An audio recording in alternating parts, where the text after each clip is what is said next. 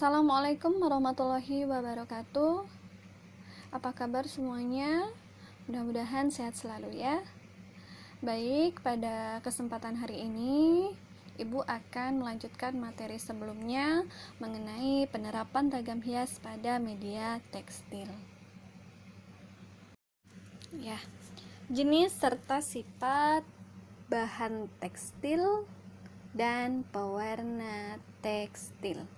Nah, sebelum menjelaskan pewarna tekstil, di sini Ibu akan menjelaskan terlebih dahulu bahan tekstil.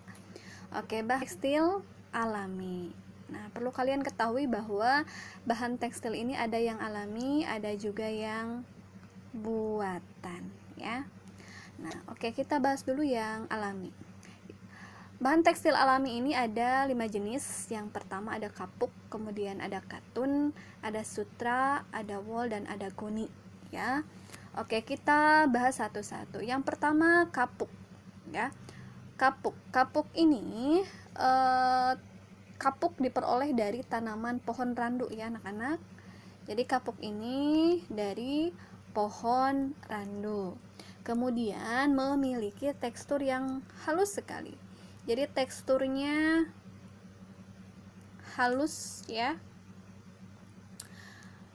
Kemudian kain ini atau bahan kapuk ini sangat atau cepat kering bila basah. Jadi saat basah ini cepat keringnya, gitu ya. Nah, kemudian biasanya digunakan pada kasur, ya, kemudian bantal dan lain sebagainya gitu. Oke, kemudian yang kedua ada katun atau kapas, ya. Katun atau kapas. Nah, katun kapas ini tumbuh di sekitar biji tanaman kapas sesuai namanya, ya. Jadi sekali lagi, katun ini tumbuh di sekitar biji tanaman kapas. Tuh. Kemudian ini bahan katun, jika kita pakai ini akan terasa nyaman, ya. Jadi katun ini nyaman dan terasa lembut. Gitu. Nah, kemudian biasanya katun digunakan pada tekstil rumahan. Contoh misalkan ada handuk, ya. Kemudian jubah dan lain sebagainya itu. Berikutnya yaitu sutra. Ya, sutra ini terbuat dari apa sih? Sutra terbuat dari, ada yang tahu? Iya, betul, kepompong ulat sutra. Sekali lagi, sutra terbuat dari kepompong ulat sutra, betul, ya. Nah, sutra ini memiliki tekstur yang halus sekali dan lembut, berkilau dan licin serta lentur. Jadi ini bahannya sangat bagus sekali, ya, sutra itu. Makanya kalau kalian browsing, ya, kalau kalian tanya-tanya, main-main ke toko kain, itu sutra itu memang harganya paling mahal karena memang bahan ini sangat bagus sekali. Nah, kemudian diterapkan pada apa sih sutra ini? Nah, biasanya sutra diterapkan pada kemeja, ya, baju, kemudian piyama, jubah, ya, kemudian dasi, ada blus dan lain sebagainya. Nah, jika tadi katun ini lembut, hampir sama, ya, dengan sutra, namun sutra ini lebih tahan lama, ya, lebih kuat seperti itu. Tapi kuat di sini kuat bahannya, tapi ketika dipakai ini ringan sekali, gitu ya. Kemudian paham, ya, untuk sutra. Kemudian yang keempat ada wol. Wol ini berasal dari bulu domba, anak-anak, ya. Ya. Jadi wol ini berasal dari bulu domba, memiliki tekstur serat yang kasar dan berkerut, ya, untuk wol ini. Nah, biasanya diterapkan pada apa nih? Pada jaket misalkan, ya. Kemudian jas, celana, baju hangat ya untuk wol, kemudian topi dan lain sebagainya. Nah, wol ini memang kelebihannya itu tidak mudah kusut ya, kemudian dapat menahan panas dan sangat lentur itu. Oke, paham ya? Kemudian yang kelima ini ada goni. Nah, goni ini terbuat dari apa goni? Ada yang tahu? Iya, goni ini berasal dari tumbuhan rami namanya ya. Tumbuhan rami atau rosella. Goni ini memang kurang apa ya, dibanding dengan kain-kain yang lain ini tidak tahan lama ya, tidak tahan lama, cepat rusak bila terkena air dalam waktu lama kain goni ini. Nah, biasanya diterapkan pada pembuatan benang pengikat untuk karpet misalkan ya, atau kain kasar semisal karung dan lain sebagainya itu ya. Itu untuk bahan tekstil alami. Mudah-mudahan paham ya. Oke, berikutnya ada bahan tekstil buatan ya. Nah, bahan tekstil buatan ini ada 3 jenis. Yang pertama ada nilon, kemudian ada dakron, dan ada polyester. Oke. Nilon, yang pertama nilon ya. Ya, nilon ini memang sangat kuat sifatnya ya, dan juga tahan lama. Ya, tahan lama. Kemudian bisa menjadi sangat mengkilat ya anak-anak. Bisa menjadi sangat mengkilat, tetapi ya bisa juga sangat kusam gitu ya untuk bahan nilon ini. Nah, biasanya bahan nilon digunakan atau diterapkan untuk pembuatan parasut ya, parasut, kemudian kantong udara, kantong udara dan lain sebagainya. Oke, itu ya. Kemudian yang kedua adalah dakron.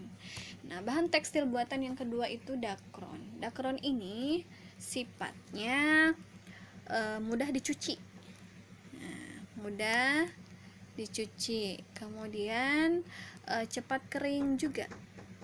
Ya. Cepat kering dan tidak mudah kusut.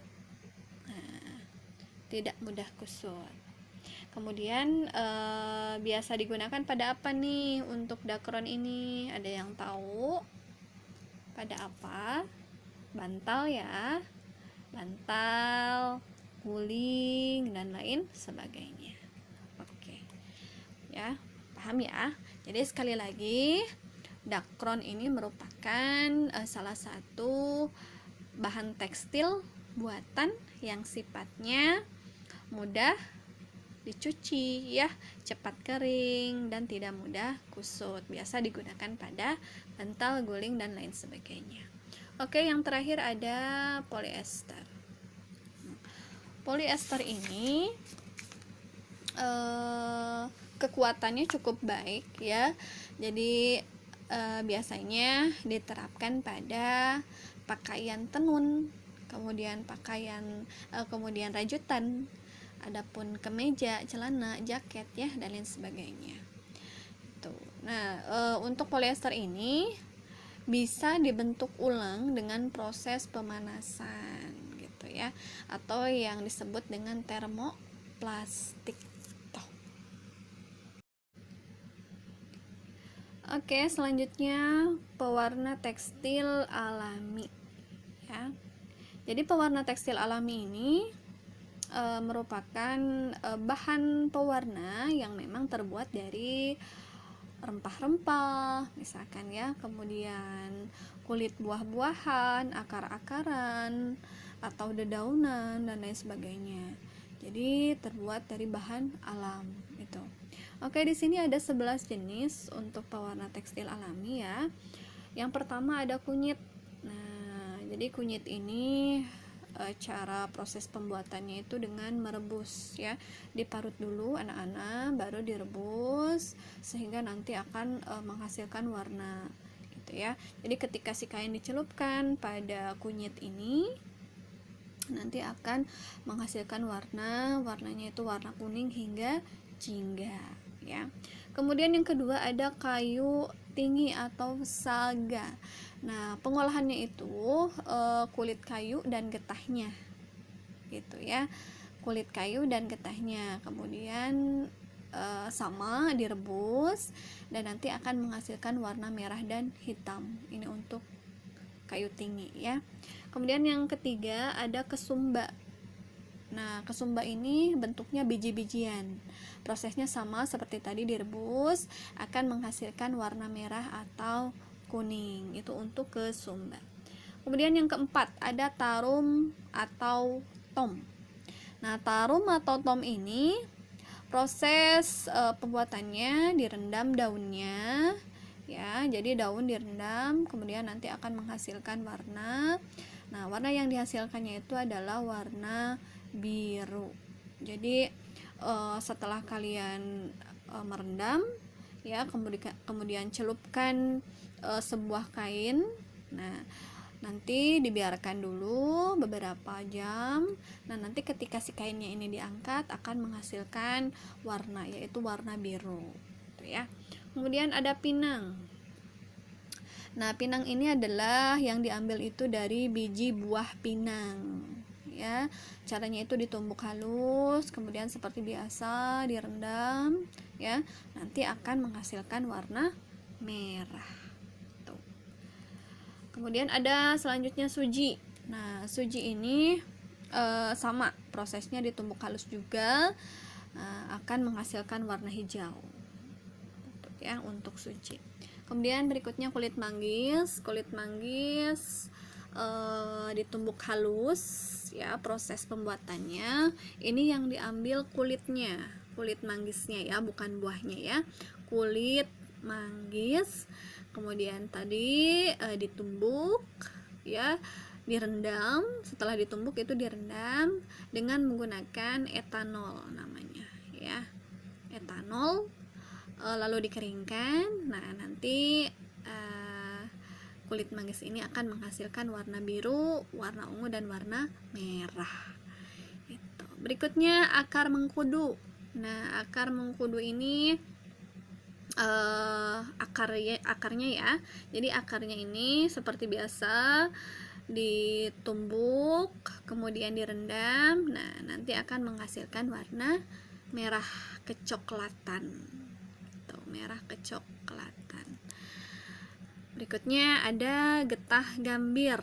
Getah gambir seperti biasa, ini diambil getahnya anak-anak ya. Ya, jadi dikeringkan. Jadi maksudnya apa ya? Getah gambir ini daun ya. Jadi daunnya itu sama rantingnya itu ditumbuk. Nanti kan di sana terdapat getah-getah dari daun dan ranting itu ya, ditumbuk kemudian direbus seperti biasa ya, sehingga nanti ketika sudah siap, kalian simpan kain, sampel kain dulu kalau mau praktek ya. Kalau mau coba, simpan kain kecil, masukkan ke ekstrak dari getah gambir ini. Nah, nanti akan menghasilkan warna merah tua ya, hingga kecoklatan. Kemudian jati. Nah, jati ini pucuk daun jati ya anak-anak. Jadi pucuknya itu seperti biasa tadi direbus, diulek dulu kemudian direbus. Nah, nanti akan menghasilkan warna merah kecoklatan itu ya. Kemudian yang terakhir ada angsana. Nah, angsana ini kayu dan daun. Jadi kayu dan daunnya ya. Nah, kayu dan daunnya direbus, diulek, direbus. Nah, nanti akan menghasilkan warna coklat kekuningan. Tuh. Ya. Jadi sekali lagi, semua pewarna ini prosesnya hampir sama ya. Jadi ditumbuk dulu atau diulek, kemudian direbus. Setelah direbus, diamkan dulu sampai sampai dingin ya. Jadi nanti boleh diperas sehingga yang tersisa hanya airnya saja. Nah, nanti tinggal masukkan kain sebagai sampel gitu ya. Nah, kemudian dibiarkan dulu. Nah, nanti diangkat, itu si kainnya itu akan berubah warna gitu, sesuai dengan jenis-jenis pewarna tekstil itu ya. Seperti itu anak-anak. Mudah-mudahan dapat dipahami ya. Baik anak-anak, kita lanjut ke pewarna tekstil buatan ya. Jadi pewarna tekstil buatan ini ada 6 macam ya. Yang pertama itu ada yang namanya naptol. Jadi naptol ini memang terdiri dari 2 komponen. Itu ada yang naptol sebagai komponen dasar, ada juga sebagai komponen pembangkit warna. Teknik penerapan naptol ini ya digunakannya itu dengan teknik dicelup. Jadi kain dicelupkan dengan menggunakan naptol ya, bahan kimia itu. Kemudian yang kedua ada indigosol. Nah, indigosol ini warnanya itu sangat merata dan cerah. Jadi ketika kain dicelup dengan menggunakan indigosol, nah itu akan menghasilkan warna yang cerah ya anak-anak. Kemudian zat warna indigosol ini dapat dipakai itu dengan cara pencelupan juga sama, juga dicolet. Nah, dicolet ini jadi seperti dilukis ya, menggunakan kuas gitu. Jadi pewarnanya itu diwarna seperti melukis itu dengan menggunakan kuas. Kemudian yang ketiga ada zat warna rapid. Zat warna rapid ini merupakan campuran dari komponen naptol dan garam, namanya itu diazonium yang distabilkan. Nah, zat warna rapid yang paling banyak dipakai itu biasanya rapid merah. Karena kenapa? Jadi rapid merah ini warnanya lebih cerah dan tidak ditemui di kelompok indigosol. Itu ya untuk rapid. Kemudian yang keempat, ini ada zat warna pigmen. Warna pigmen ini umumnya digunakan untuk cetak saring anak-anak dan kurang cocok untuk digunakan pada teknik celup. Jadi sekali lagi, pewarna pigmen ini digunakannya untuk cetak saring ya, bukan celup itu. Oke. Kemudian selanjutnya ada cat tekstil. Nah, cat tekstil ini bahan dasarnya air. Bahan dasar air. Kemudian biasanya digunakan khususnya untuk apa? Melukis ya. Melukis di atas kain. Oke. Nah, semester 1 kalian sudah mencoba melukis di atas kain ya menggunakan cat tekstil. Sudah Ibu bahas di pembelajaran sebelumnya. Oke. Kemudian jadi cat tekstil ini biasanya digunakan pada apa? Kanvas ya. Kemudian tas kain atau jaket. Baik. Terakhir cat akrilik. Cat akrilik ini adalah salah satu jenis cat yang juga sering dipakai untuk melukis juga. Nah, terbuat dari apa nih cat akrilik ini, ada yang tahu nggak? Oke, dari plastik ya, dari plastik dengan dasar polietilen dan mengeras saat kering gitu. Jadi bahan dasarnya itu namanya polietilen dan dapat mengeras saat kering. Jadi ketika kering itu mengeras gitu ya. Jadi nggak selamanya lunak kalau cat akrilik itu. Oke, itu ya. Oke, ini adalah 6 jenis pewarna tekstil buatan atau sintesis ya. Mudah-mudahan dapat dipahami ke-6 jenis bahan tekstil buatan ini ya. Oke, itu anak-anak ya pembelajaran pada kesempatan hari ini. Jadi materi-materi yang Ibu sampaikan itu sumbernya dari buku pendamping seni budaya, bisa kalian lihat di halaman 6 sampai 10 ya. Jadi bila masih kurang paham atau mungkin ada beberapa materi yang memang harus kalian catat bagian-bagian yang tidak jelasnya, boleh silakan kalian bisa dilihat di buku pendamping ya, halaman 6 sampai 10. Nah, untuk penjelasannya bisa kalian tonton video ini, silakan boleh tonton berulang-ulang supaya lebih paham lagi ya. Oke, itu dari Ibu ya, mudah-mudahan dapat dipahami. Untuk tugas pada hari ini, silahkan kalian buat resume atau rangkuman dari materi yang Ibu sampaikan ya. Seperti biasa, tugasnya dicatat di buku catatan kalian, kemudian foto dan kirim japri. Oke, sekian hari ini. Sehat selalu untuk semuanya. Mohon maaf bila ada salah-salah kata. Wassalamualaikum warahmatullahi wabarakatuh.